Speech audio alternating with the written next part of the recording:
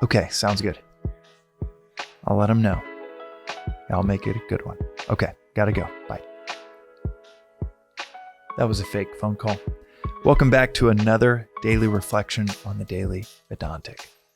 Today's reflection is on duty in relation to desire. Renunciation within Vedantas and within many Eastern philosophies is often misunderstood. We think it's giving something up. But renunciation is not giving something up, it's taking something up. Taking up something that is higher. In fact, we're told within this philosophy that you actually can't give anything up. You can only take up something of higher value, and the lower just falls away. The 6-year-old that gets over playing with dolls because she's really into riding a bike, that is not giving up figurines and dolls. That's taking up something that she values higher. I see this all the time with our 3 little ones. They lose interest in toys that seem too young for them. And it's not some virtuous renunciation. It's just getting into Taylor Swift and getting into little dresses and jackets and makeup instead of Barbie dolls. Similarly, in the spiritual path, we don't renounce by saying no. We renounce by saying yes. We take up the higher. It might be through a recognition of, wow, my day just goes so much better when I start it with reading some spiritual study. We feel like, oh, that 15 minutes, and maybe it grows to 20 minutes, 30 minutes. Spiritual study and reflection to start each day. Oh, it's like water in the desert. That feeling might as well be hedonism. You prefer that feeling over starting your day rushed, starting your day opening your phone, looking at text messages, being pulled out into the world without a quiet, peaceful contemplation, a grounding wire to start the day.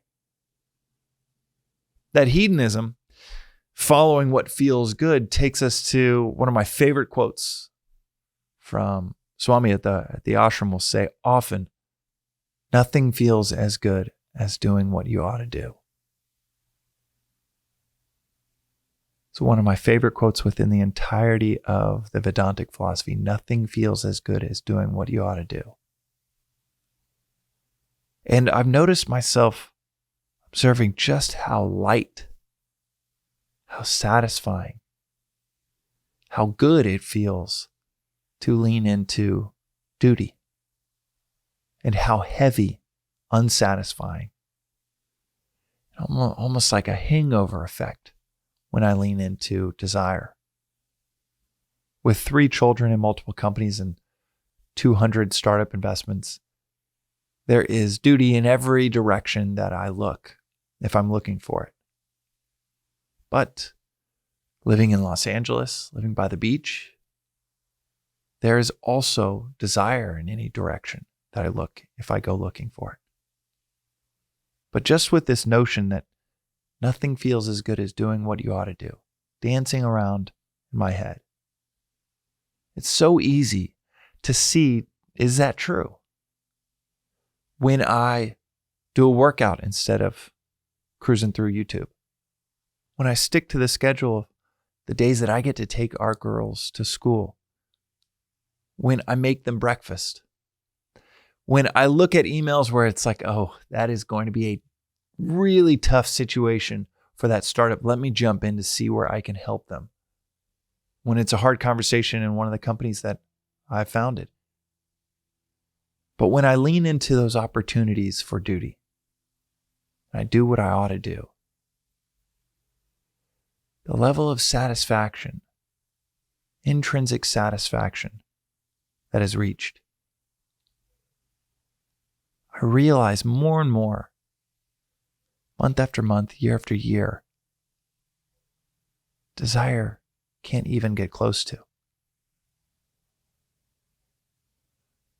A great meal, a great experience, a great vacation, a great night out with friends, a great time of just lounging and doing nothing for a huge block of time on a Saturday if I can get away with it. It's just pure hedonism. I don't mean those moments are hedonism. I mean that I find myself just craving the lightness and the satisfaction of duty more than I crave that heaviness and that hangover of desire. So I posit to you to think, to reflect, and see if this ends up being the case for you over the next few days, over the next week, over the next month, that nothing feels as good as doing what we ought to do. That is today's reflection on the Daily Vedantic. We'll see you next time.